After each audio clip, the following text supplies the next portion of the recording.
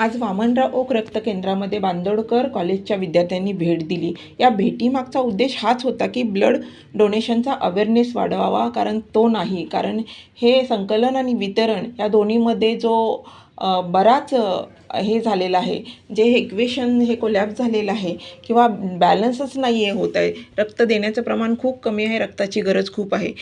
तर हा अवेअरनेसचा प्रोग्राम होता. तर त्याच्यामध्ये डॉक्टर नितीन मोरे सरांनी आपल्या ब्लड बँकेचे BTO यांनी मुलांना बऱ्याच गोष्टीमध्ये इन्व्हॉल्व करून घेतलं. ब्लड दिल्यानंतर त्याच्यावर काय प्रक्रिया केले जातात, कंपोनंट सेपरेशन म्हणजे काय असतं किंवा प्रोटोकॉल काय असावा, त्याला कशा पद्धतीने प्युअर केलं जातं, म्हणजे त्याच्यावरमध्ये ट्रान्समिटेड डिसीज म्हणजे TTD कसं मुक्त केलं जातं, सगळ्या चाचण्या कशा पार पाडल्या जातात आणि कशी सेफ्टी मेंटेन केली जाते, प्रोटोकॉल कसे फॉलो केले जातात, या सगळ्यांचा वापर इथे झाला या लेक्चरमध्ये.